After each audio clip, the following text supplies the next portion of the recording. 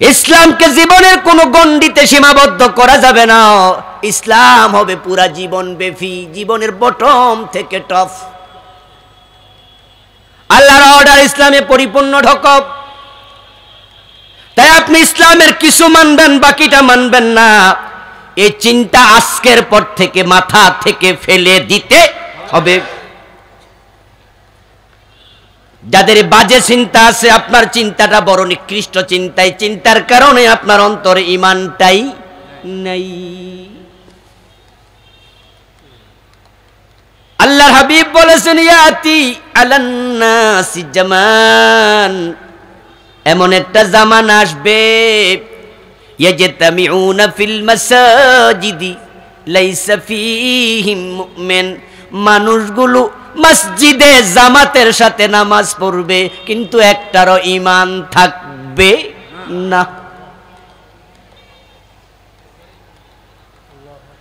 হাদিস, লা তাকুমু সাআতু ওয়ালা আহাদিন ইয়াকুলু আল্লাহ আল্লাহ, আল্লাহ আল্লাহ বলার মতো একজন মুমিন থাকবে যতক্ষণ কিয়ামত হবে না ততক্ষণ।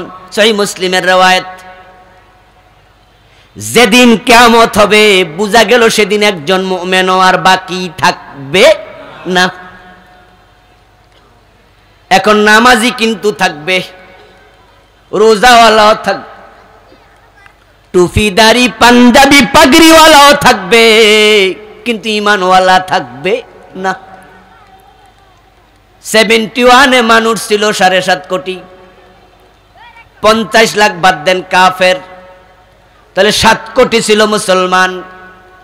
এখন 2021 পার হয়ে 22-এ আসলাম, মানুষ হয়েছে 18 কোটি। 2 কোটি বাদ দিলে মুসলমান কয় কোটি? কথা বলেন না ভাইয়েরা, কয় কোটি? মুসলমান কমছে না বাড়ছে? 10 বছর পরে কমবে না বাড়বে? 20 বছর পরে কমবে না আরো বাড়বে? তো একজন মুমিন থাকলে কিয়ামত হবে না। আমরা যেমনে বাড়তাছি কিয়ামতটা হইব কেমনে?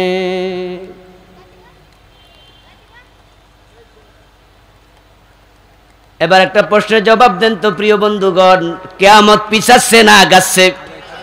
মাশাআল্লাহ, ওয়াজ তো ভালোই বোঝেন দেখি। আবার বলুন তো, কিয়ামত পিছাচ্ছে না আগাচ্ছে? তো মুসলমান এমনে বাড়লে কিয়ামত আগাইব কেমনে? আসলে ব্যাপারটা কি? হ্যাঁ, নামাজি বেড়েছে, রোজাওয়ালা আলহামদুলিল্লাহ বেড়েছে, মাহফিলও বাড়ছে, বক্তাও বেড়েছে, শ্রোতাও বেড়েছে, মসজিদ প্রতি বছর নতুন নতুন হচ্ছে, কিন্তু ঈমানের অবস্থা বড় খারাপ। আজকের মাহফিলে অনেকে আছেন যাদের ঈমানটা নাই। একটা মাত্র কারণ, আপনি আল্লাহর পুরা কোরআন এখনো দিল থেকে মেনে নিতে পারেন নাই। তার প্রমাণ আমি এখনই দিয়ে পরের আলোচনায় যাচ্ছি। তার প্রমাণ আমি দিচ্ছি আপনার যে ঈমানটা নাই। বিখ্যাত একটি প্রবাদ আরবিতে আছে, সাহেবুল বাইত আদরা বিমা ফি, বাড়ির মালিক ভালো জানে বাড়িতে আছে কি। আপনার আলমারিতে কি আছে আমি জানি, আমার বাড়ির আলমারিতে কি আছে আপনি জানেন, কিন্তু ঘরওয়ালা জানে কিনা? এবার কার অন্তরে ঈমান আছে, কার অন্তরে নাই, আপনি নিজে টের পেয়ে যাবেন। এখন ইমাম সাহেব মসজিদে ঢুকলো, খুতবা দিল জুমার দিন। জুমার দিন মসজিদে দাঁড়ায় মিম্বারে বলতেছে, মসজিদ চলবে কার আইনে? সভাপতির আইনে চলবে না, সেক্রেটারির আইনে মসজিদ চলবে না। আমি ইমাম, যদি মাগরিব আমি 3 রাকাত এর জায়গায় 2 রাকাত পরে সালাম ফিরাই, আমার আইনও মসজিদ চলবে না, লোকমা আমারও দিতে হবে। আল্লাহ রাসূল যেভাবে শিখাইছে ওই সিস্টেমে মসজিদ চলবে, নামাজ চলবে, ইসলাম চলবে। কার দ্বিমত আছে হাত তোলা দেন। সভাপতি সাহেব কব, হ্যাঁ আমি কোনোদিন কইছি আমার আইনে চলবো, হুজুর চালান আল্লাহর আইনে। সেক্রেটারি বলবে আমি একমত। মুসল্লিরা তো জি জি কইয়া মসজিদ কাঁপাইয়া দেবে, বলবে এতদিন পরে একটা হুজুর, শক্ত হুজুর। আল্লাহ ছাড়া কারো আইনে চলবে না মসজিদ, কারো দ্বিমত নাই। এবার হুজুর বলতেছেন শুধু আল্লাহর আইনে মসজিদ চললে চলবে না, সংসদও চালানো লাগবে, দেশও চালানো লাগবে। তখন সাথে সাথে মুসল্লি দুই ভাগ হয়ে যাবে। এক ভাগ বলবে জি, আর এক ভাগ মাথা নইয়া বলল হুজুর রাজনীতি করতেছে, হুজুরটা বেশি সুবিধা না। এই চিন্তাটা যার অন্তরে আছে, আল্লাহর কসম করে বলছি তার অন্তরে ঈমান এখনো ঢোকে নাই। কোরআনের বক্তব্য লাহুল খালকু ওয়াল আমর, সাবধান, সৃষ্টি যার, আইন চলবে শুধু তার। মুসলমান তোমরা বড় ধনী, তোমরা বড় সৌভাগ্যবান, তোমাদের কাছে এমন এক কিতাব আছে যেই কিতাবের একটা হরফ, একটা নক্তা পরিবর্তন হয় নাই। ইহুদিদের কাছে আছে তাওরাত। এটা আওয়াজ করে বলুন তো, তাওরাত কি বিকৃত না অবিকৃত? ইউহাররিফুনাল কালিমা আম মাওয়াদিহি। আল্লাহ কোরআন মাজিদে বলেন তারা আল্লাহর কিতাবকে তার জায়গা থেকে বিকৃত করে ফেলেছে। খ্রিস্টানদের কাছে ইনজিল আছে, দুনিয়ার ক্ষমতা, টাকা খ্রিস্টানদের হাতে, কিন্তু আওয়াজ করে বলুন তো ভাই, ইনজিল বিকৃত না অবিকৃত? বিকৃতি সাধন হয়ে গেছে। কিন্তু আমাদের কাছে এমন এক কিতাব আছে যেটার কোনো বিকৃতি হয় নাই এবং বিকৃত করার সম্ভাবনাও নাই, করার সামর্থ্য কারো নাই। মানুষের জীবনে যা দরকার সব বিধান আল্লাহর কোরআনে আছে না নাই? তো তুমি আইনের জন্য, হাওলাতের জন্য ব্রিটিশ আইনের কাছে কেন যাও? কোনো দরকার তো ছিল না। আমরা সব মুসলমান ইসলামের একটি অংশ সিরিয়াসলি বুঝেছি, সেটা হলো মসজিদে যখন ঢুকবো সবাই কোন পা দিয়া, বের হব কোন পা দিয়া, নামাজ শুরু হবে আল্লাহু আকবার দিয়া, নামাজ শেষ হবে সালাম ফিরায়া। কারো দ্বিমত নাই। ইসলাম আমরা বুঝলাম। আমার বাবা ইমাম, জোহরের নামাজ 2 রাকাত পরে উনি বসার কথা ছিল, ভুলে দাঁড়ায়া যাইতেছে। আমি ছেলে, উনার সাথে সাথে দাঁড়াবো না লোকমা দিব? আমি বাবারও বুঝাবো আপনার আইনে আমি চলবো না, চলবো কার আইনে? আমার আল্লাহ রাসূলকে শিখাইছে 2 রাকাত পরে আত্তাহিয়াতু পড়তে হবে, তাশাহুদ লাগবে। সব মুসল্লি ইমাম ভুল করার সাথে সাথে লোকমা দেয়। জসকোট মসজিদে জজ সাহেব নামাজ পড়তে গেছে, জোহরের নামাজ ইমাম ভুল করছে, জজ সাহেব কি লোকমা দেয় নাই? কথা বলেন না, লোকমা দেয় নাই? লোকমাটা উনিও দিছে। হুজুর আপনি ভুল করছেন, রাসূলের আইনের বাহিরে গেলাম, আমি আপনার সাথে নাই, আমি লোকমা দিলাম। অথচ সেই নামাজি জজ, ওই নামাজি নেতা, ওই নামাজি বিচারক যখন আদালতে যায়, সংসদে যায়, তখন আল্লাহ এবং রাসূলের আইনে একটা রায়ও দেয় না। তখন বারবার ব্রিটিশ আইনের কাছে যাওয়া লাগে। তোমরা কি গরিব হয়ে গেছো? মুসলমান আমরা যদি ইসলামের কাছে পরিপূর্ণ আজকে যাই, আল্লাহ পৃথিবীর ক্ষমতা আগের মতো আমাদের হাতে আবার ফিরাইয়া দেবে। আমরা তো অর্ধ দুনিয়া শাসন করা জাতি। আমরা স্পেনে 700 বছরের বেশি কালেমার পতাকা উড়াইছি। ইতালির রাজধানীর নাম কি? রোম। হযরত ওমরের সময় বিজয় হয়েছে। হযরত ওমর রোম শাসন করেছেন। অর্ধ পৃথিবী করেছো শাসন, ধুলার তখ্তে বসে, খেজুর পাতার প্রাসাদ তোমার বারে বারে গেছে খসে। আল্লাহ তাআলা কোরআনের বদৌলতে অর্ধ দুনিয়া আমাদের হাতে তুলে দিয়েছিল। এই যে ভারত উপমহাদেশ, মুসলমানরা 1000 বছরের বেশি শাসন করেছে। আজকে ভারতের ক্ষমতাসীনরা মুসলমানদের মসজিদ ভেঙে দেয়। বাবরি মসজিদ ভেঙেছে, মুসলমানদেরকে কাশ্মীরে মারে, এখানে ওখানে মারে। ওরা আমাদেরকে কয় আমরা মুসলমানরা নাকি সন্ত্রাসী, আমেরিকা কয় আমরা নাকি সন্ত্রাসী। অথচ 1100 বছরের মতো ভারত উপমহাদেশ মুসলমানরা শাসন করেছে।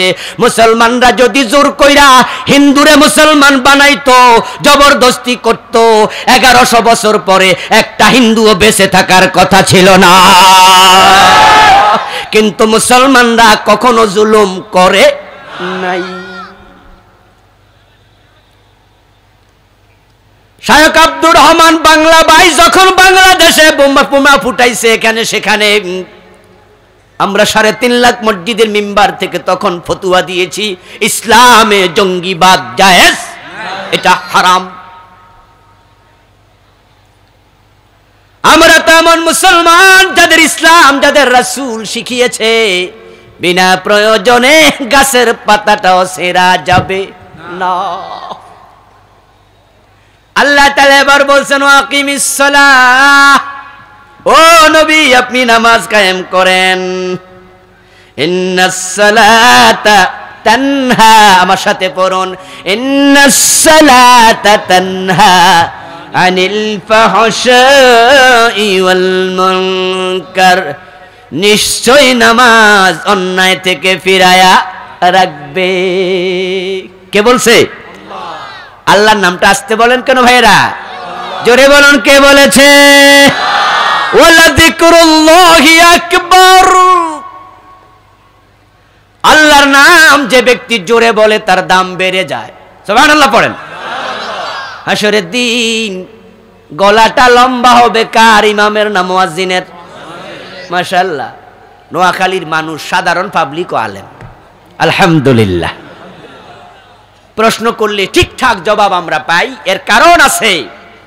এই চিটাং এবং নোয়াখালী বাংলাদেশে ইসলাম প্রচার করেছে এই দেশের আলেমেরা। এটা আপনারা সৌভাগ্যবান, আপনারা সৌভাগ্যবান। আমার উস্তাদদের মাঝে অনেকে নোয়াখালী, অনেকেই। মাহফিল করতে গিয়েছি দিনাজপুর, আরো 10-12 বছর আগের কথা বলছি। জেলা সদর থেকে প্রাইভেট কারে করে রওনা দিলাম। যাচ্ছি তো যাচ্ছি, রাস্তা শেষ। চলতে চলতে বন জঙ্গল পার হইয়া মনে হয় আমেরিকা যাইতেছি। একবারে অজ পারা গায়। আমেরিকার মানুষ কয় 7 সমুদ্র 13 নদী পার হইয়া গেছে। ওখানে গিয়ে দেখি এক ফাজেল মাদ্রাসার মাহফিল। অফিসে বসালেন, প্রিন্সিপাল হুজুর বললেন, হুজুর আপনার বাড়ি কোন জায়গায়? ঢাকায় থাকেন জানি, গ্রামের বাড়ি কই? আমি বলল কুমিল্লা। বলে হুজুর এই মাদ্রাসা বানাইছে আপনাদের কুমিল্লা এলাকার, নোয়াখালী চিনেননি? আমি কই কেন চিনব না, এই মাদ্রাসার প্রতিষ্ঠাতার বাড়ি ছিল নোয়াখালী। আমি আশ্চর্য হয়ে বললাম ও বেডা আইছে কেমনে? কারণ এখন তো প্রাইভেট কার আছে। উত্তরবঙ্গ যাওয়ার জন্য যমুনা ব্রিজ আছে না নাই? কিন্তু আজ থেকে 30 বছর আগে তো মেঘনা ব্রিজ ছিল না। আমরা ঢাকা যাইতে লাগে যেত দিনের অর্ধেক। মেঘনা যাইয়া দাঁড়ায় থাকো, দাউদকান্দি দাঁড়ায় থাকো, ক্ষুদা লাইগা যেত। মাঝে মাঝে ছোটকালে গেছি, তখন ফেরি 2টা কলা খাইছি। আর লোকটা কেমনে গেল আজ থেকে 50-60 বছর আগে, সেখানে গিয়া মাদ্রাসা বানাইছে। এগুলো আপনাদের সৌভাগ্য। ওই ইসলামকে নোয়াখালীর ভাইয়েরা আপনারা লালন করা লাগবে, কারণ আপনারা বড় বড় আলেমদের রুহানি সন্তান। আমি বলছিলাম মুয়াজ্জিনের ঘাড় লম্বা হবে, অথচ বেতন বেশি কার? কিন্তু ঘাড় লম্বা হবে কার? আমরা যখন বাসায় দাওয়াত দেই, মুয়াজ্জিনও যায়, ইমামও যায়, মাছের মাথাটা কারে দেই? ইমাম সাহেবরে মাছের মাথা দে। ইমাম সাহেবরে যখন হাদিয়া দে আসার পথে, ইমাম সাহেবরে 500 দিলে মুয়াজ্জিনরে 300 দে, সমান সমান দে, খুব কম। ইমাম মুয়াজ্জিন 2 জন গেলে চেয়ারটা আগে কারে দেয়? কিন্তু আসরের দিন আল্লাহ সম্মানটা মুয়াজ্জিনরে কেন দেবে? কারণ কি জানা দরকার আছে? আতওয়ালুন নাস আনাকা ইয়াউমাল কিয়ামাতি আল মুয়াজ্জিনুন। প্রিয় নবী বলেন, কিয়ামতের দিন সব মানুষের মাঝে যারা মুয়াজ্জিন ছিল তাদের গর্দান লম্বা হবে। এই হাদিসের ব্যাখ্যায় কোন কোন মুহাদ্দিস বলেন বাস্তবে গর্দান লম্বা হবে। হাসরের মাঠে মানুষ মুয়াজ্জিনকে দেখলে চিনবে সে কি ছিল। কথা বলেন, কি ছিল? মুয়াজ্জিনকে ছোট করে দেখা যাবে না, খুব সম্মানী মানুষ। কোন কোন আলেম ব্যাখ্যা করেছেন ঘাড় লম্বা বলতে আল্লাহ রাসূল বুঝাইছেন তার সম্মান হবে বেশি। কারণ হলো ইমাম সাহেব আল্লাহু আকবার বলেছে, কিন্তু তার আওয়াজ ছিল মসজিদের ভিতরে নামাজে আল্লাহু আকবার, আর মুয়াজ্জিন কানের ভিতরে আঙ্গুল ঢুকায়া দিয়া আল্লাহর তাকবীর শরীরের সবটা শক্তি দিয়া বলছে আল্লাহর নাম, আল্লাহর তাকবীর যে যত জোরে দেয় কিয়ামতে তার সম্মান আল্লাহ তত বাড়ায়া দেয়। নিশ্চয় নামাজ অন্যায় থেকে ফিরাবে, বলেছেন কে? আল্লাহর নামটা এবার জোরে বলেন তো, বলেছেন কে? আল্লাহ। আলা বিযিকিরিল্লাহি তাতমাইন্নুল কুলুব। সুবহানাল্লাহ। আল্লাহ বলে আমার নামের স্মরণে অন্তরের প্রশান্তি আছে। আল্লাহর কথা কখনো মিথ্যা হতে পারে না। আপনাদের যাদের হার্টে রোগ আছে, রিং পরাইছেন অথবা হার্টে ব্লক ধরা পড়েছে, ডাক্তার বলেছে রিং পরাতে হবে, হার্টে ব্যথা অনুভব করছেন, স্পেশালি তাদের জন্য আমার আজকের এইটুকু ওয়াজ, এখানের 1-2 মিনিটের ওয়াজ। আপনাদেরকে অনুরোধ করে যায় আপনি আল্লাহ নামের জিকিরটা বাড়ায়া দেন। সুবহানাল্লাহ, আলহামদুলিল্লাহ, আল্লাহর জিকির বাড়ায়া দেন। আমার আল্লাহ বলছে আমার নামের জিকিরের মাঝে অন্তরের প্রশান্তি আছে। আমি আশা করি আপনার অন্তর প্রশান্ত হয়ে যাবে।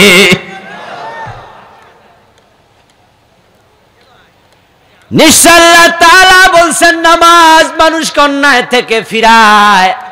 আল্লাহর কথাতে ভুল থাকতে পারে না, কিন্তু আয়াতের বাস্তবতা কই আমরা তো দেখি খুব কম। আমরা তো উল্টা দেখি, নামাজও পড়ে সুদও খায়। আসেনি? ইমাম সাহেবের পিছনে দাঁড়ায় নামাজ পড়ে আমি চিনছি এক ভদ্রলোক, মরে গেছে, আমার এলাকায় বাড়ি। একবারে গোলকত্তা গায়ে দিয়া বুক পর্যন্ত দাড়ি রেখে প্রথম কাতারে দাঁড়ায়া নামাজ পড়তে অভ্যাসগত ভাবে, কিন্তু উনি ছিলেন এলাকার বড় সুদখোর। সুদ খায় টাকা, আবার নামাজ পড়ে টাকা সুদে লাগায়। এমন 2-4 জন আপনাদের নোয়াখালীতেও আছে না নাই? কোম্পানিগঞ্জে নাই, আজকের মাহফিলে নাই। তো আল্লাহ বলে নামাজ অন্যায় থেকে ফিরায়। সুদ খাওয়ার চেয়ে বড় অন্যায় কি আছে? সুদ খাওয়া মানে 73টা গুনাহ, ছোটটাই হলো মায়ের সাথে জেনা করা।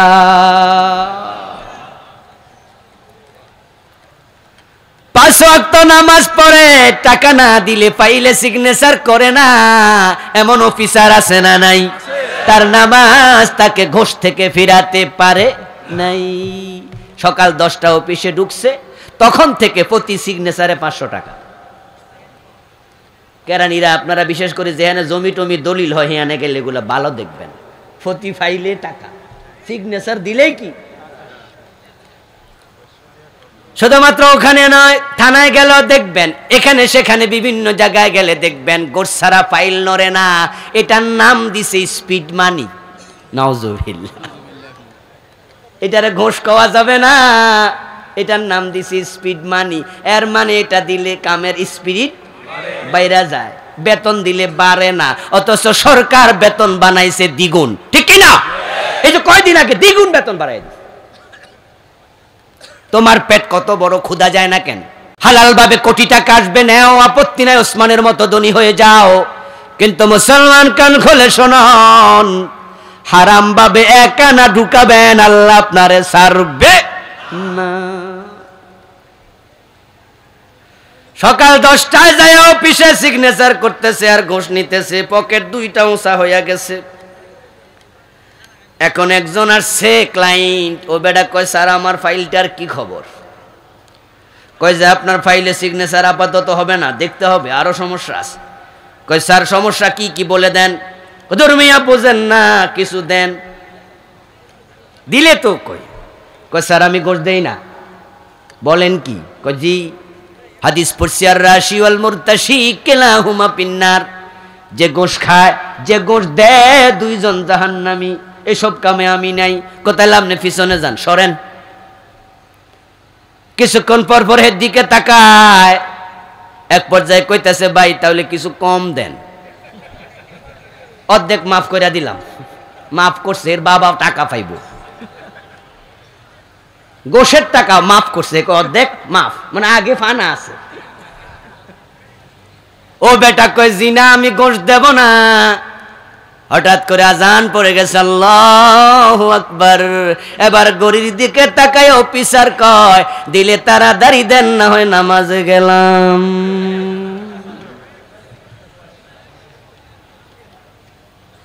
কি আশ্চর্য নামাজি, কি আশ্চর্য নামাজি। নামাজ পড়ে হারাম খায়, নামাজ পড়ে অন্যায় করে। শুধু অন্যায় করে না, ঘুষে খায় না। মসজিদের সভাপতির দায়িত্ব নিছে, সেক্রেটারির দায়িত্ব নিছে, বড় নেতাও হইছে, এলাকায় বিচারও করে, নামাজও পড়ে, ঘুষ খাইয়া বিচারও উল্টাইয়া দেয়। ঘুষের টাকা পকেটে লইয়া নামাজে খাড়াইয়া কয় আল্লাহু আকবার, ইয়াকা নাবুদু ওয়া ইয়াকা নাস্তাইন। আল্লাহ তোমার গোলাম মসজিদে এসে গেছে, আমি শুধুই তোমার গোলামি করি। আরশ থেকে আল্লাহ জিগায় তাহলে পকেটে এগুলা কি?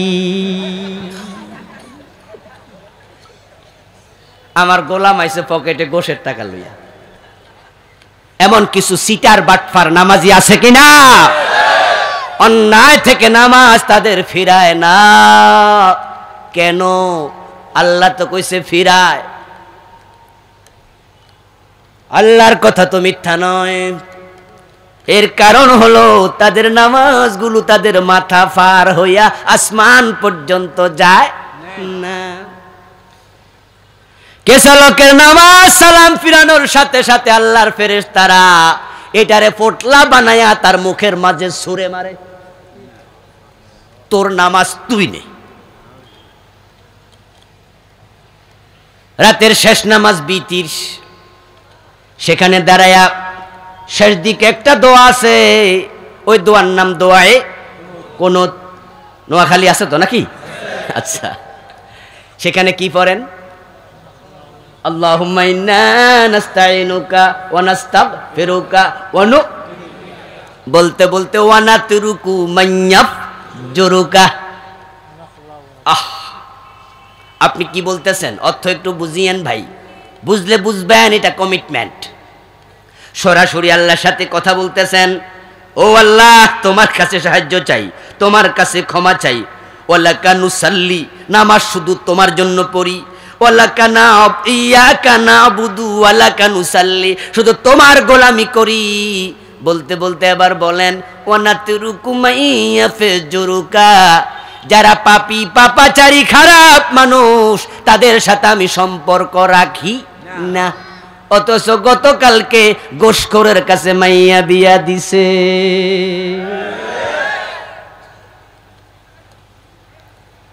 এশারের নামাজে আসার আগে দোকানে বইয়া বাটপারের সাথে চা খাইছে, দিলে দিল মিলাইছে। ওরে কইয়া দিছে সামনে নির্বাচন আছে, আপনার সাথে আমি আছি। মিছিল করেছে অমুক ভাইয়ের চরিত্র ফুলের মতো। কথা কয় না, মনে হয় মিছিল জীবনও করে নাই, করেনি। অথচ হে নামাজ পড়ে না এক ওয়াক্ত, গাঁজা টানে 5 ওয়াক্ত।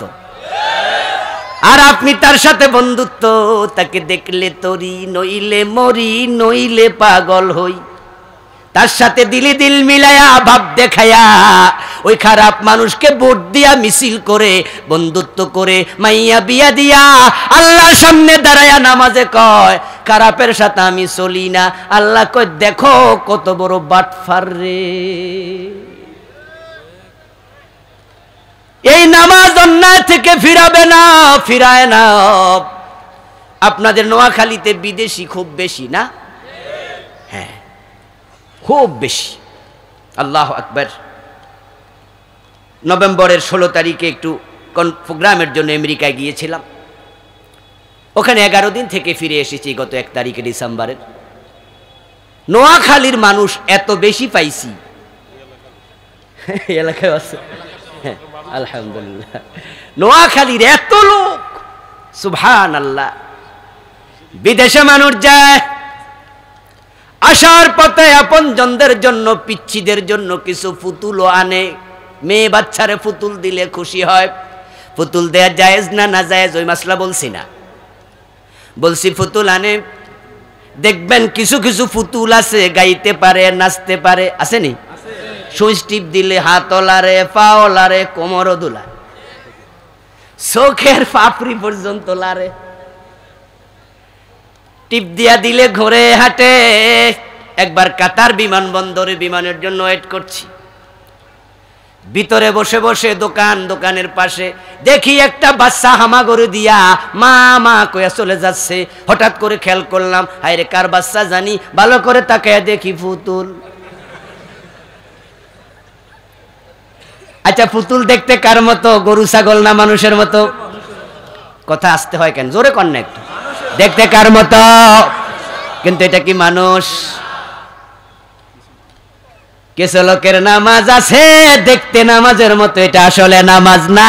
এই নামাজ অন্যায় থেকে ফিরাতে পারে না। আর যারা নামাজের মতো নামাজ পড়বে, নিশ্চয়ই নামাজ অন্যায় থেকে ফিরাবেই। নামাজ অন্যায় থেকে ফিরানোর জন্য বন্ধু প্রথম 13টা শর্ত, যেগুলাকে বলে আরকান আহকাম। 13টা ফরজ আছে না নাই?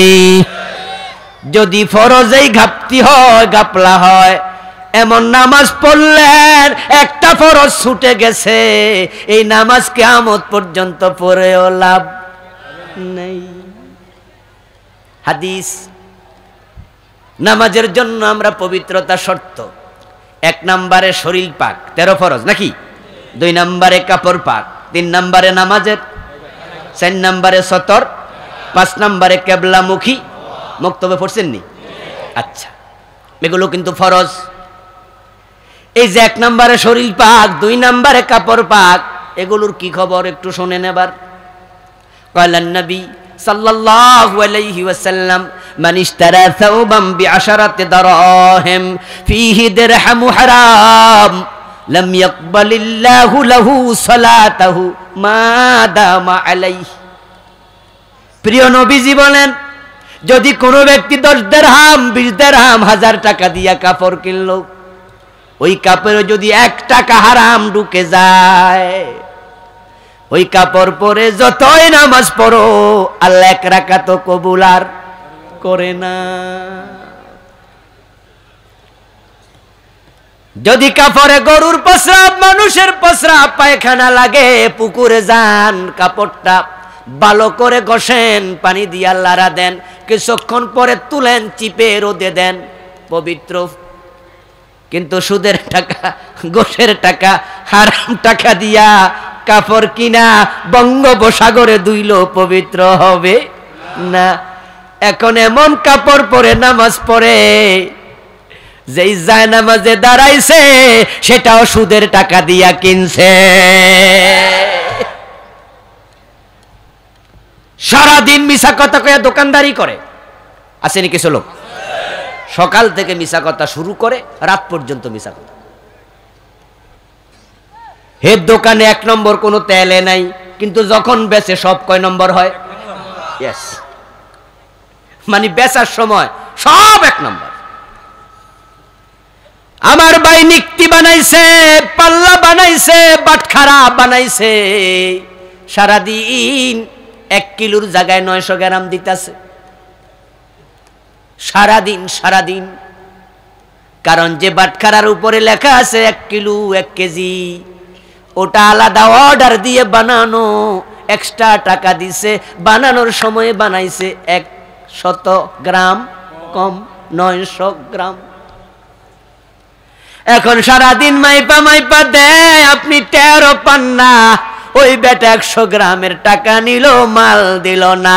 ওই টাকা দিয়া জামা কিনো, পয়সা দিয়া ভাত কিনো, চাল কিনো, খাইয়া পেটে ঢুকাইছ, এই দেহ জান্নাতে প্রবেশ করবে না।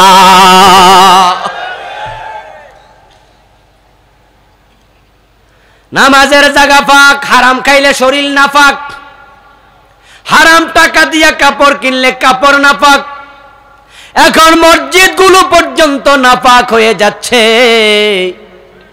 যে যত টাকা দেয় জিন্দাবাদ তত বড়, হালাল না হারাম বিজবাজ বিচার করে না। সুদের টাকা, ঘোষের টাকা দিয়া মসজিদের টাইলস কিনে মার্বল পাথর কিনছে।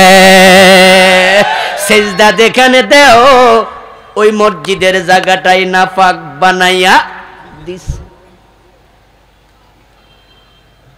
মসজিদ পাগল করার জন্য আমরা পাকা করার জন্য পাগল হয়ে গেছি। এই জন্য মসজিদের সভাপতি কে হবে, কে হবে, কে হবে? হাজি সাহেবরে দেন, দূর, উনি সাদা দেয় 50 টাকা। তাহলে মাওলানা সাহেবরে দেন, উনি একই তালের 50 টাকা দেয়। ওনারে দিয়ে মসজিদ উন্নয়ন হবে না, বরং চৌধুরী সাহেবরে বানায়া দাও। ও বেটারে কইলে একটা সাদের টাকাও দিতে পারে। টাকাওয়ালার সভাপতি বানাও। কই চৌধুরী তো থাকে ঢাকায়, করে বানায়া ঢাকা জামু, একটা মাইক্রো রিজার্ভ কইরা। চৌধুরী সাহেব যে 5 ওয়াক্ত নামাজ ভালো করে পড়ে না, এলাকার লোকেরাও জানে, উনার ব্যবসা কি সেটাও জানে, কিন্তু টাকা আছে। সভাপতি বানায়া ঢাকা যাইয়া শোনায়া দেয়, চৌধুরী সাহেব আমনেরে আমরা মসজিদের সভাপতি। ও বুইয়া সাহেব আমনে হন। উনি কয় আমি তো গ্রামে থাকি না। কই ঢাকা থাকেন, আমরাও তো জানি, তাই মাইক্রো বাস রিজার্ভ করে এসেছি। মুস্কি হাসি দিয়া কয়, তোমরা এটা করলা কি? মনে মনে খুশি আমি সভাপতি হইয়া বসছি। এখন কিল্লা বানাইছ কও? এবার কয় মসজিদটা পুরান হইয়া গেছে, বাইঙ্গা দোতলা করমু, আপনি 10 লাখ দেবেন আমাদেরকে। উনি কয় যাও, দিলাম, চেক কাইটা দিছি। জিন্দাবাদ জিন্দাবাদ, হালাল না হারাম চিন্তাটাও মাথায় নাই। অথচ বিশ্বনবী সাল্লাল্লাহু আলাইহি ওয়াসাল্লাম যখন সিজদা দিয়া মাথা উঠাতেন, রাবি বলেন রাসূলের কপালে এবং নাকের মাঝে কাদা মাটি দেখতাম। রাতে বৃষ্টি হয়েছে, তাই জমিন ভিজে গেছে। অর্ধ পৃথিবী করেছ শাসন, ধুলার তখ্তে বসে, খেজুর পাতার প্রাসাদ মানে মসজিদে নববী। আমার ভাইয়ারা, হারাম দেওয়ার কারণে, খাওয়ার কারণে নামাজগুলো কবুল হচ্ছে না। একটা আছে নামাজের ফরজের মাঝে কেরাত পড়া। এখন হাজার হাজার নামাজি কেরাত শুদ্ধ করে পড়তেই জানে না। কেমনে কবুল হবে নামাজ? তারপরে আবার আমরা চরম ঝামেলা করে ফেলেছি। নামাজের মাঝে, আজানের মাঝে নতুন নতুন বেদাত ঢুকাইয়া দিছি। রাসূলের সাথে ইবাদত না মিললে আল্লাহ নেয় না। পুরা জীবনে সব ইবাদতের ক্ষেত্রে এটা লাগাবেন, এটা লাগাবেন এই শব্দটা। মাথার মাপে টুপি, গায়ের মাপে পাঞ্জাবি, রাসূলের মাপে হবে ইসলাম। যে ব্যক্তির আমল রাসূল সাল্লাল্লাহু আলাইহি ওয়াসাল্লামের সাথে মিলবে না, তার আমল আল্লাহ নেয় না।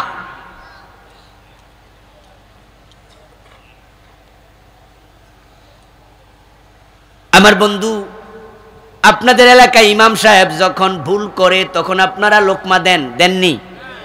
একটু আওয়াজ করে বলবেন তো, লোকমা দেওয়ার সময় কি বলেন?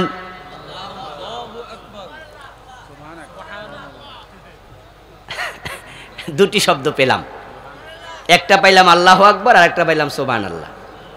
আচ্ছা, আল্লাহু আকবার যারা বলেন তারা একটু আওয়াজ করে বলুন তো, আপনারা কি বলেন? সুবহানাল্লাহ যারা বলেন এবার তারা বলুন তো কি বলেন? সুবহানাল্লাহ। ও তাহলে সুবহানাল্লাহ লোকও আছে।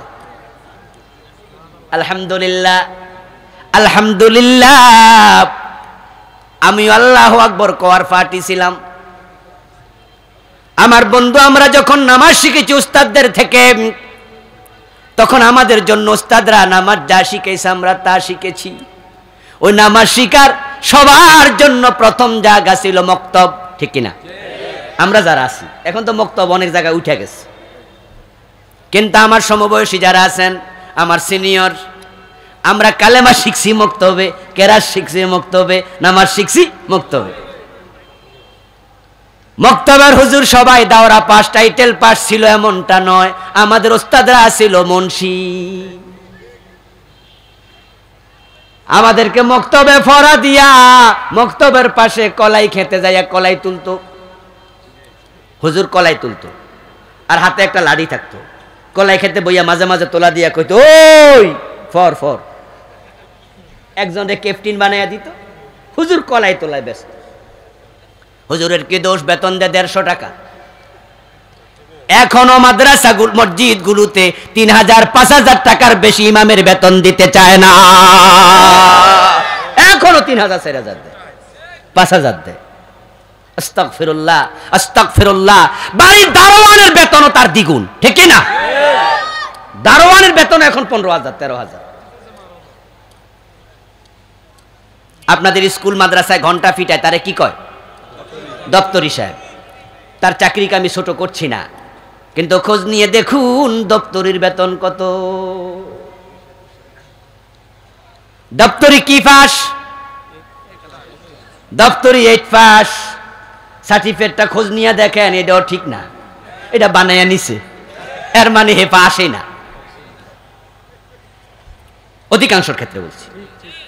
এইটা পাস করলো না, তার বেতন 12,000 13,000 15,000 হয়ে গেল। ওই সরকারি হাসপাতালে খবর নেন, জারুদারের বেতনও 20,000 হয়ে গেছে। সুইপারের বেতন 15,000 20,000। আর দাওরা পাস কামেল পাস, যার পিছনে 5 ওয়াক্ত নামাজ পড়ে 1 মিনিট দেরি তাইলে দমক মারে, ঠিক না হুজুর? আস্তাগফিরুল্লাহ, আছে না? 1-2 মিনিট দেরি তাইলে চোখ বড় করে সভাপতি সাহেব স্যার কইছিলেন। আর বন্ধু, ওই দাওরা পাস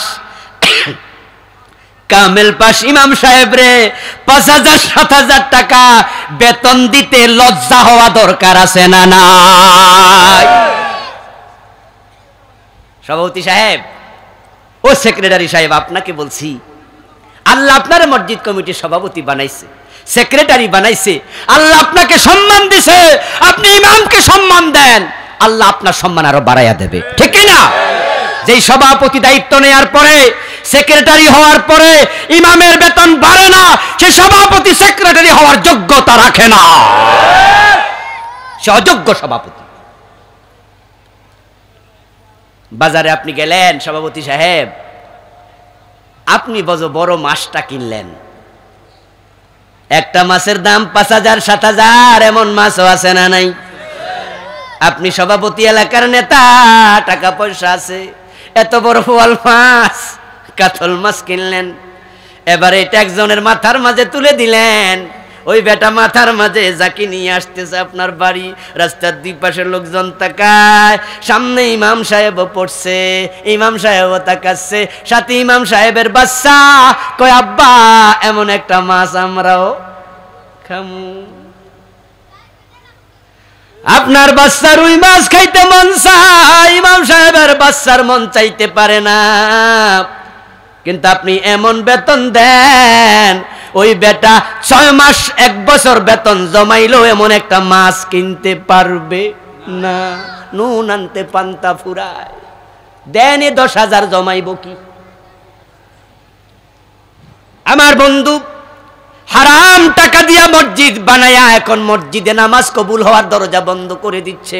যাই হোক, বলতেছিলাম, আমাদের মক্তবের হুজুর, উনারা আমাদেরকে ইসলাম শিখাইছে, জানতো কম, জানবেটা কই? মাদ্রাসায় তো ছিল না।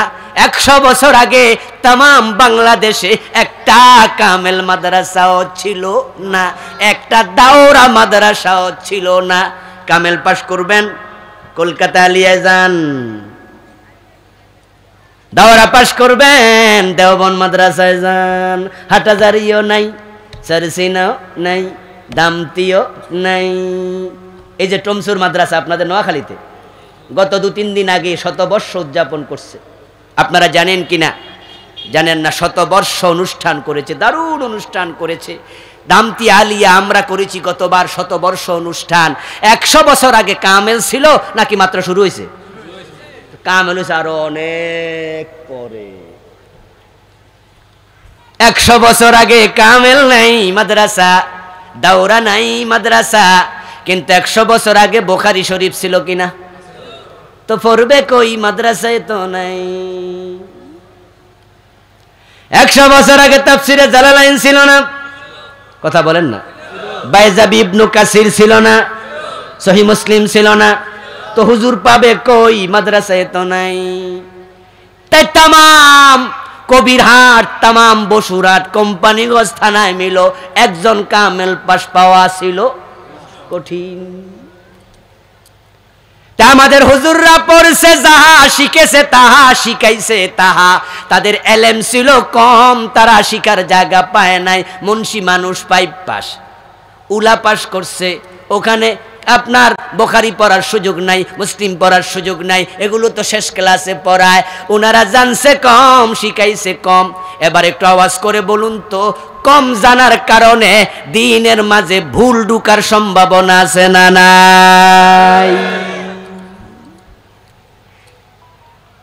এখন উনাদের কিছু ভুল হয়েছে, আল্লাহ উনাদের মাফ করুক, বলেন আমিন। তখন বড় বইয়ের নাম ছিল মকসুদুল মুমিনিন। আজ থেকে 35-40 বছর আগে সবচেয়ে জনপ্রিয় ফিকার কিতাব কি? মকসুদুল মুমিন। এটা পরে পরে হুজুররা ফতোয়া দিত। আল্লাহর হাবিব নামাজ শিখাইছেন যেভাবে, সেখানে পেছ লেগে গেল। বিশ্বনবী নামাজ শুরু করেছেন আল্লাহু আকবার দিয়ে, নামাজ শেষ করেছেন সালাম ফিরিয়ে। কিন্তু আমাদের দেশে আমরা নামাজ শুরু করি ইন্নী ওয়াজ্জাহাতু দিয়ে, আবার কেউ কেউ শুরু করি নাওয়াইতু আন উসাল্লিয়া লিল্লাহি দিয়ে। অথচ হাদিসে নাওয়াইতু আন উসাল্লিয়া লিল্লাহি তাআলা আরবা রাকাতি এ জাতীয় কোন শব্দের অস্তিত্বই নেই। এই নিয়তের জন্য মক্তবে কত মায়ের চলছে, এখনো কিছু কিছু মক্তবে মায়ের চলিতেছে। মসজিদে ঢুকছে, আমার বন্ধু ঢুকে দেখে ইমাম সাহেব দাঁড়ায় গেছে, মুয়াজ্জিন একামত দিচ্ছে, একামত মোটামুটি শেষ। এ অবস্থায় উনি ঢুকলো, মুসল্লি ঢুকে দেখে ইমাম সাহেব আল্লাহু আকবার বলে নিয়ত বেঁধে ফেলেছে। এখন মুসল্লি নাওয়াইতু আন ইন্নী ওয়াজ্জাহাতু নিয়ে ব্যস্ত। ইমাম সাহেব সূরা ফাতিহা মোটামুটি অর্ধেক। কথা কি বুঝতেছেন আমার? আপনাদের কাছে জবাব চাই, যারা জানেন সবাই দয়া করে বলেন তাকবীরে উলার ফজিলত আছে না নাই? তা আপনি নাওয়াইতু আন লয়া ব্যস্ত থাকলেন, যেটা হাদিসে। তো নিয়ত করবেন কেমনে? নিয়তের পারিভাষিক সংজ্ঞা হলো আকদুল কলবি জিহাতাল ফাইলি, কাজের প্রতি মনের সিদ্ধান্তর নামে হলো নিয়ত। গোসল করার জন্য পুকুরে যাচ্ছেন, লুঙ্গিটা এক কান্দে, গামছাটা ওমা সব আমারে দিয়া কইব, নিজেরা কিছু কর না, লুঙ্গি এক কান্দে, গামছা। এখন আপনি গেছেন পুকুরে, নাইমা কন্যা ওয়াইতুল গোসলা, হ্যাঁ আরবিতে ক লাগবো আবার, প্রতি অক্ষরে 10 নাকি না? প্রতি অক্ষরে 10 নাকি শুধু কোরআনে, আরবি পাইলে 10 নাকি ভাববেন না। খবরে দেখাইতাছে রাস্তার পাশে লেখা, আরবিতে লেখা মামনু উত্তাবুল, মামনু উত্তাবুল, মামনুল বাউল, আরবিতে লেখা। বুঝলেন? কই বুঝছে? হ্যাঁ তো কয় না। মাবনুত তাবুল আরবিতে লিখছে, বাংলা হলো প্রস্রাব করা নিষেধ। এখন লেখলো ঢাকা শহরে বিভিন্ন ওয়ালের মাঝে যেখানে পাবলিক প্রস্রাব করে নষ্ট করে জায়গা, দুর্গন্ধে হাঁটা যায় না, অথচ পাশেই হলো ফুটপাত, মানুষ হাঁটে। এখন লেখছে মামনুত তাবুল। এলাকার কমিশনাররে জিজ্ঞাসা করলো, সাংবাদিক যাইয়া যে কাম আপনি করছেন শুনলাম, এখন এটা লেখার পরে পাবলিক আর ওখানে প্রস্রাব করে না। উনি কয় আরবি দেখা ডরাইছে।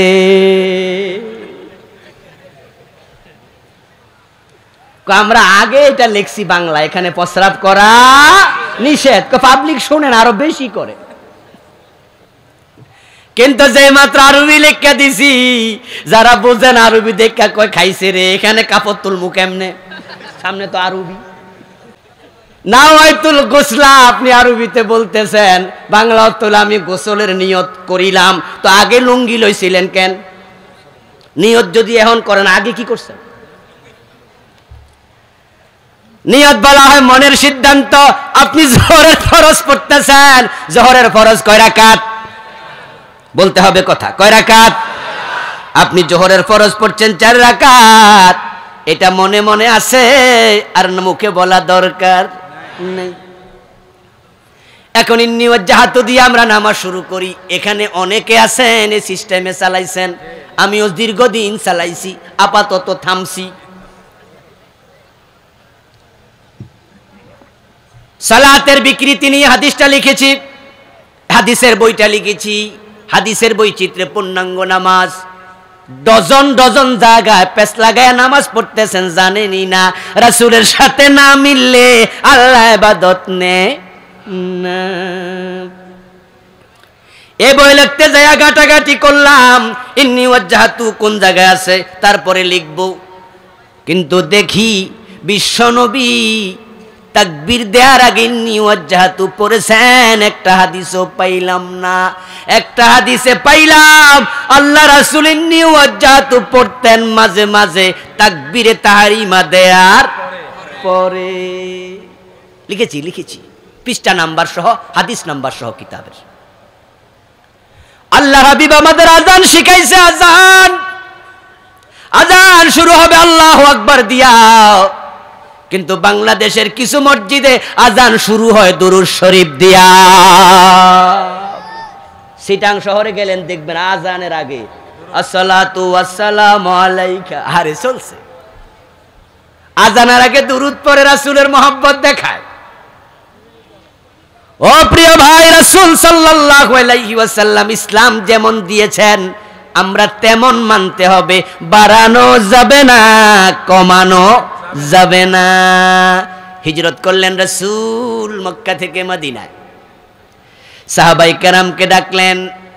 একদিন রাতের বেলায় মিটিংয়ে বসলেন, বসে বললেন, ও সাহাবারা, নামাজের জামাতের আগে আমি মানুষকে ডাকতে চাই একসাথে নামাজ পড়ার জন্য, বলো দেখি কেমনে ডাকা যায়।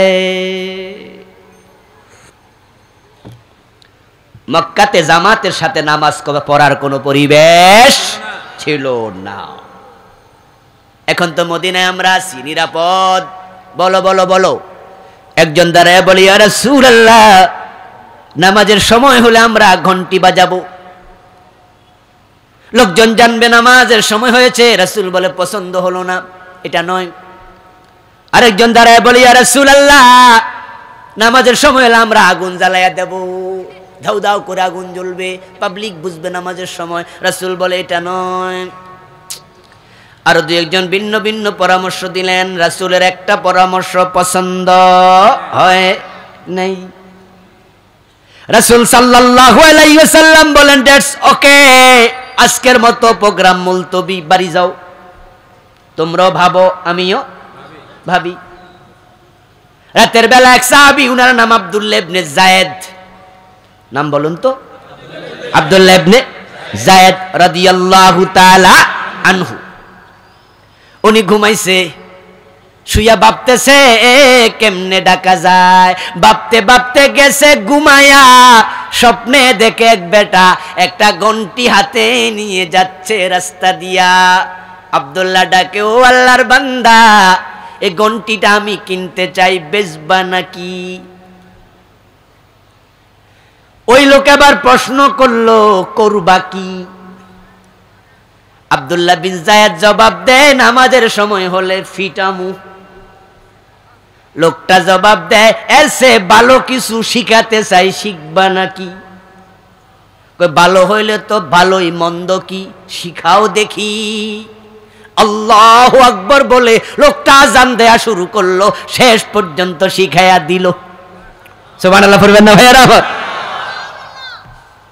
সকাল হলো, ফজরের সময় মসজিদে যায়া নবী মুহাম্মদুর রাসূলুল্লাহ সাল্লাল্লাহু আলাইহি ওয়াসাল্লামকে বলতেছে, হে রাসূল, গত রাতে আমি স্বপ্নটা দেখেছি, আল্লাহর হাবিব শুইনাই পছন্দ করে ফেললেন। হযরত বেলাল পাশে বসা, আল্লাহর রাসূল বেলালের দিকে তাকায়া কয়, কুমিয়া বেলাল ফানাদি বিসসালাহ, ও বেলাল দাঁড়াও, আযান দাও। সুবহানাল্লাহ পড়েন। আযান শুরু হয়ে, ও আব্দুল্লাহ বিন যায়েদ, হযরত বেলালের কণ্ঠ বড় চড়া, শক্তি বেশি, তোমার তুলনায় সুরও বেশি। তুমি স্বপ্নে যা দেখেছো আমার বেলালকে তা শিখাও। বেলাল প্রথম মুয়াজ্জিন হয়ে গেল। সুবহানাল্লাহ পড়েন না ভাইয়েরা? কি সৌভাগ্য, কালো বেলাল ইসলামের প্রথম মুয়াজ্জিন। আমার প্রিয় ভাই, আযান হলো শুরু। হযরত ওমর রাদিয়াল্লাহু তাআলা আনহু বলেন, আযানের প্রথম শব্দ আমার কানে যাওয়ার সাথে সাথে আমি আমার চাদরটা টানতে টানতে দৌড় মারলাম। আবার বলেন সুবহানাল্লাহ। দৌড়াতে দৌড়াতে মসজিদে নববীতে হাজির হলাম। আল্লাহ রাসূলের কাছে গিয়ে বললাম, ইয়া রাসূলুল্লাহ, এত চমৎকার শব্দ পেলেন কোথায়? রাসূল বলে, আব্দুল্লাহ বিন যায়েদ স্বপ্নে পেয়েছে।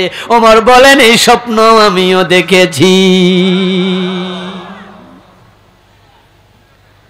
আল্লাহর হাবিব বলেন, ফাযালিকা আসবাতু, তাহলে এটা তো আরো শক্ত হলো। আযান চালু হলো আল্লাহু আকবার দিয়া, আর আপনি মহব্বত ঢুকাইতে গিয়া আগে আপনি দুরূদ শরীফ চালু করে দিয়েছেন। রাসূলের ইসলাম বাড়ানো যাবে না, কমানো যাবে না। ও আলেমেরা, ইসলাম তোমাদের পাহারা দিতে হবে। ইবাদতের নামে নতুন কিছু চালু করার নামে হলো বেদআত।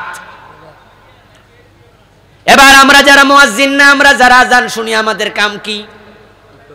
পীর রাসূল বলেন, কুলু মিসলামা ইয়াকুলুল মুয়াজ্জিন, মুয়াজ্জিন যা বলে তোমরাও তাই বলো।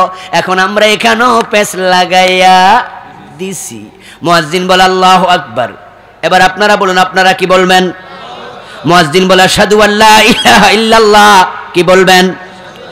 আশহাদু আন্না মুহাম্মাদুর রাসূলুল্লাহ, কি বলবেন? কি বলবেন? হ্যাঁ, ঠিকঠাক আছে দেখি, মাশাআল্লাহ মাশাআল্লাহ। আমরা আগে বলতাম দুরূদ শরীফ সাল্লাল্লাহু আলাইহি ওয়াসাল্লাম, আবার কিছু কিছু এলাকায় পাওয়া যায় তখন দুই আঙ্গুল মুখে লইয়া চোখে মারে, আসেনি? এরকম করে সুমুটুমু দেয়, কুররাত আইনি বিকা ইয়া রাসূলুল্লাহ, পরে কুররাত আইনি বিকা ইয়া রাসূলুল্লাহ। আল্লাহ রাসূল বলেন, ফাকুলু মিসলা মা ইয়াকুলুল মুয়াজ্জিন, মুয়াজ্জিন যা বলে তোমরা তাই বলো। তাই মুয়াজ্জিন বলে আশহাদু আন্না মুহাম্মাদার রাসূলুল্লাহ, আমরাও ঠিক এটাই বলবো। দুরূদটা এখানে নয়, কয়েক জায়গা আছে দুরূদ পড়া মানা। আমরা একটা ইজমালি কথা শুনেছি, রাসূল সাল্লাল্লাহু আলাইহি ওয়াসাল্লামের নাম শুনলে কি পড়তে হয়? দুরূদ পড়তে হয়। কি পড়তে হয়? রাসূলের নাম শুনলে দুরূদ পড়ো, এটা ইজমালি হাদিস, ঠিক আছে। কিন্তু কোরআনের মাঝে রাসূলের নাম আছে না নাই? সেখানে দুরূদ পড়েননি। ইমামতি করতেছে খতম তারাবি, মা কানা মুহাম্মাদুন আবা আহাদিম মির রিজালিকুম ওয়ালাকির রাসূলুল্লাহ, আছে না? ওখানে দুরূদ শরীফ ইমামও পড়ে না, মুয়াজ্জিনও মুক্তাদিও। কেন? রাসূলের নাম শুনে না দুরূদ পড়া লাগে? একটা জায়গা আছে কালেমার পরে দুরুদ নাই, এটা হাজার হাজার আলেম ভাইয়েরাও ভুল করছে। জিকির করে লা ইলাহা ইল্লাল্লাহ, মাহফিলে করে না, করতে করতে লা ইলাহা ইল্লাল্লাহু মুহাম্মাদুর রাসূলুল্লাহ সাল্লাল্লাহু আলাইহি ওয়াসাল্লাম। কালেমার পরে হাদিসের কোন কিতাবে দুরুদ লেখা নাই। এখানেও শত শত আলেম আছেন, নোয়াখালী তো আলেমের অঞ্চল। আজকে বাড়ি যাবেন, কিতাবুল ঈমান খুলবেন, কিতাবুল ঈমান প্রত্যেকটা হাদিসের কিতাবে আছে, আছে না? নাই এমন হাদিসের কিতাব খুব কম। বারবার দেখবেন কালেমা লেখা আছে, কিন্তু কোথাও কালেমার পরে দুরুদ কোন হাদিসের লেখক লেখে নাই। কিন্তু কালা রাসূলুল্লাহ সাল্লাল্লাহু আলাইহি ওয়াসাল্লাম হাজার হাজার বার লিখেছে, একবারও বাদ দেয় নাই। তো কালেমার পরে কেন লিখলো না? কালি ছিল না, না কলমে কালি ছিল না। না লেখার কারণ কালেমার প্রতিটা শব্দ ঈমান, ঈমানের শব্দ বাড়ানো যাবে না, কমানো যাবে না। আরেক জায়গায় দুরূদ পড়া যাবে না, এটা হলো আযান। আশহাদু আল্লা ইলাহা ইল্লাল্লাহ যেমন কালেমা, আশহাদু আন্না মুহাম্মাদার রাসূলুল্লাহ এটাও কালেমা, তাই এখানে দুরূদ নাই। এবার মুয়াজ্জিন বলবে হাইয়া আলাস সালাহ, আমরা কি বলবো? লা হাওলা ওয়ালা কুওয়াতা ইল্লা বিল্লাহিল আলিয়্যিল আযীম। কারণ কি? কারণ রাসূল বলছে এখানে তোমরাও হাইয়া আলাস সালাহ বলিও না, এটা বেমানান। হাইয়া আলাস সালাহ মুয়াজ্জিন বলছে নামাজে আসো, তা আমনেও বাড়িত বই এখন হাইয়া আলাস সালাহ, আমনে আইয়েন, হইল নি? এটা ইসলাম খুব সুন্দর, ঠিক কি না? কি সুন্দর। রাসূলুল্লাহ বলে এখানে তুমি হাইয়া আলাস সালাহ কইয়া মুয়াজ্জিনকে ডাইকো না, বরং তুমি বলো লা হাওলা ওয়ালা কুওয়াতা ইল্লা বিল্লাহ। এভাবে আযান চলতে থাকবে, শেষ হবে, শেষ হওয়ার পরে আবার কি? মাশাআল্লাহ, একজন হুজুর অলরেডি কইয়া দিছে, শেষ হওয়ার পরে হলো দুরুদ।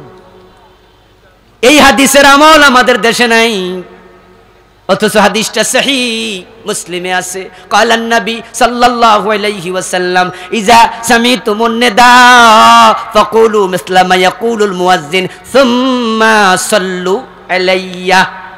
মুয়াজ্জিনের কথার জবাব দেয়া শেষ, এবার আমার উপর দুরূদ পড়ো।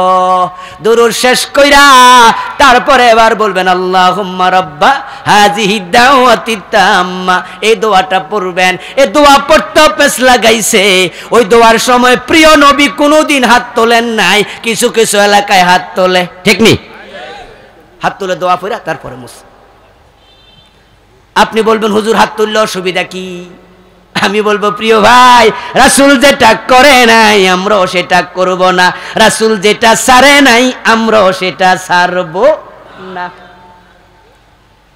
হাত তুললে মজা লাগে নাকি? আচ্ছা হ্যাঁ হুজুর মজা লাগে, হাত তুললে একটু মজা মজা লাগে। আচ্ছা আপনি কি টয়লেটে ঢুকতে দোয়া পড়েন না? কি দোয়া? আল্লাহুম্মা ইন্নী আউযু বিকা মিনাল খুবুসি ওয়াল খাবাইস। হাত তুলছেন নি? তো মজা লাগলে তোলেন নাই কেন? মসজিদে ঢুকতে দোয়া আসেনি? আল্লাহুম্মা আফতাহ লি, হাত তুলছেন নি? খাওয়ার পরে দোয়া আসেনি? হাত তুলছেন নি? টয়লেট থেকে বাহির হইলে দোয়া আছে না নাই? তখন হাত তুলে যদি মুছতেন, উপায় নাই। আল্লাহর হাবিব দোয়াতে হাত তুলেছেন, হাদিস আছে যখন সালাতুল ইস্তিসকা পড়েছে। প্রিয় নবী দোয়াতে হাত তুলেছে বদরের যুদ্ধের মাঠে, এমন ভাবে হাত তুলে দোয়া করছে বগলের শুভ্রতা দেখা গেছে, আসমানের দিকে এভাবে হাত তুলে ফেলেছে। স্বাভাবিকত উনি দোয়া করতেন এভাবে। কিভাবে? হাদিস হলো এভাবে, আঙ্গুল পেট দিয়া দোয়া করতেন রাসূল, সামনে রাখতেন। কিন্তু বদরের দিন এভাবে হাত তুলে দোয়া শুরু করছে, এভাবে তোলা শুরু করছে, আল্লাহুম্মা আনজিজ ওয়াদাকা ইন্না ওয়াদাকাল হক, আল্লাহুম্মা ইন্নাকা কুলতা ফিল কুরআন ওয়া কানা হাক্কান আলাইনা নাসরুল মুমিনিন, আল্লাহুম্মা ইন তাহলিক হাযিহিল আসাবাতু লান তুবাদা বাদা। সুবহানাল্লাহ পড়বেন না? গায়ের মাঝে চাদর ছিল, একটা অংশ মাটিতে পড়ে গেল। আবু বকর সিদ্দিক রাদিয়াল্লাহু তাআলা আনহু আগে যায়া রাসূলের চাদরটা গাড়ে তুলে দিল, কাঁধে রেখে বলে, ইয়া রাসূলুল্লাহ, হাত নামান, আমার বিশ্বাস দোয়া কবুল হয়ে গেছে। ওই বদর আল্লাহ ফেরেশতা পাঠাইছে কয় হাজার? 5। হাত তুলেছেন রাসূল, কখনো কখনো তুলবেন। এরপরে আবার নামাজের ভিতরে আরো অনেক জায়গায় ঝামেলা, কয়েক ডজন জায়গায় পেঁচ লাগছে। বইটি নেবেন যাদের পক্ষে সম্ভব, স্টেজ আছে ইনশাআল্লাহ। সম্মানিত ভাইয়েরা, আমরা যদি চাই আমাদের নামাজ কবুল হোক, নামাজ অন্যায় থেকে ফিরাক, রাসূলের সুন্নাহ মোতাবেক নামাজ পড়া দরকার আছে কিনা শিখবেন, জানবেন। ভুল যেখানে আছে ওই ভুলগুলো এড়িয়ে যাবেন। আমার ভাইয়েরা, বাপ দাদার দোহাই দিয়া, পূর্বপুরুষের দোহাই দিয়া ইসলাম চলবে না, ইসলাম চলবে কোরআন এবং হাদিস দিয়া। আমাদের ওস্তাদরা মক্তবে পড়াইছে, ভুল পড়াইছে, কিছু কিছু জায়গায় ভুল হইছে, এজন্য কি ভুলের উপরে থাকবেন? সংশোধন দরকার আছে না নাই? ভুল হবে, আবার সংশোধন হবেন, আল্লাহ মাফ করে দেবে। আল্লাহ তাআলা আমাদের সকলকে ক্ষমা করুন, প্রকৃত মুমিন হয়ে মরার তৌফিক দান করুন।